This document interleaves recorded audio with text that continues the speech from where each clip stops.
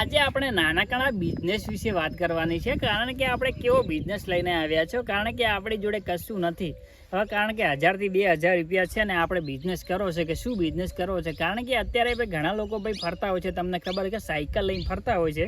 હવે આપણે જેવી પરિસ્થિતિ હોય ને એવું કામ કરાય, કારણ કે હવે આપણી પરિસ્થિતિ થોડી હાવ નોર્મલ હોય તો આપણે ભાઈ કરી શકાય, બધો બિઝનેસ કરી શકાય. કારણ કે અત્યારે એવું છે કે લગભગ આપણે, કારણ કે હવે સાયકલ ઉપર બિઝનેસ કયો કરો, કારણ કે અત્યારે ભાઈ ટ્રેન્ડિંગમાં ચાલતો કયો છે બિઝનેસ. કારણ કે ટ્રેન્ડિંગમાં ચાલતો એવો છે કે આપણે જો રમેકડા લાવી દઈએ તો આપણે હવે ગામડે ગામડે ફરીએ, કોઈ સ્કૂલ હોય, કોઈ મેળો હોય તો તમારે સરસ મજાનો ભાઈ ધંધો થઈ જાય. હવે કારણ કે એ ધંધો કઈ રીતે કરવો, હવે મારો ધંધો કરવાનો એ જ વિચાર છે. કારણ કે હવે તમે 10 રૂપિયાનું એક રમકડું લાવ્યું, 10 રૂપિયાનું એક રમકડું લાવ્યું અને હવે તમે મેળાની અંદર કે ગામડાની અંદર તમે સાયકલ લઈને જશો તો એ રમકડું હવે, કારણ કે હવે 30 રૂપિયામાં વેચાય તો હવે તમારો નફો કેટલો થયો ભાઈ? નફો કેટલો થયો? 30 રૂપિયામાં આપ્યું તો 20 રૂપિયા તો તમારે નફો થઈ ગયો ને. 20 રૂપિયાનો નફો થઈ ગયો કે હવે રોજના તમે હવે કેટલા કે 100 રમકડા વેચી નાખ્યા, 100 રમકડા વેચી નાખ્યા તમે. હવે ગણો 100 ગુણ્યા 20, 2000 રૂપિયા રોજનો નફો તમારો થઈ ગયો.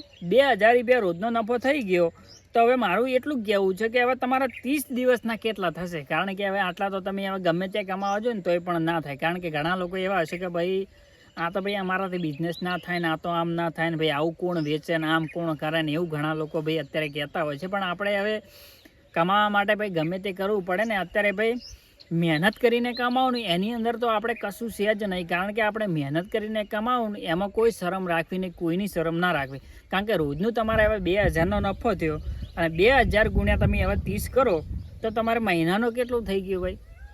60000 રૂપિયા લ્યો. હવે 60000 રૂપિયા તમારે હવે સરકારી નોકરીની અંદર ના મળે. કોઈક દિવસ હવે ઓછું વેચાય ને વધારે વેચાય, લગભગ હવે 20-30નો રહે તો લગભગ આપણે સરેરાશ તમે ખાલી 30000 રૂપિયા ગણી નાખો તો મહિને 30000 તો રૂપિયા કમાણા ને તમે. તો આ બિઝનેસ સારો કે તમારે કોઈની નોકરી કરવી સારી? કારણ કે તમે ક્યાંક નોકરી કરશો તો તમારે કેટલા આપશે? 5000 આપશે કે 10000 રૂપિયા આપશે. તમને 30000 તો કોઈ નોકરીનો અત્યારે કોઈ ગામડાની અંદર તો તમારે આપવાનું નથી. અને તમે ગમે ત્યાં ખેતી કરવા જશો, ખેતી કરશો કે 5મો ભાગ છે કે 6ઠ્ઠો ભાગ છે, હવે એની અંદર હવે 4-5 બોરી થાય ત્યારે તમને 1 બોરી આપશે. હવે તમને આની અંદર કશું મળશે ભાઈ? તમારી મહેનતનું પણ કશું નહીં મળે. એટલે મારું તો એટલું જ કહેવું છે કે તમારો પોતાનો બિઝનેસ કરો, કોઈ બી હોય. આપણો જાત મહેનતની જિંદાબાદ, આપણે પોતાનો જ બિઝનેસ કરવાનો, એ જ મારું તો કહેવું છે. અને જો અમારી ચેનલની અંદર તમે નવા હોય તો અમારી ચેનલને લાઇક, શેર ને સબસ્ક્રાઈબ કરી નાખજો અને વધુમાં વધુ શેર કરી નાખજો.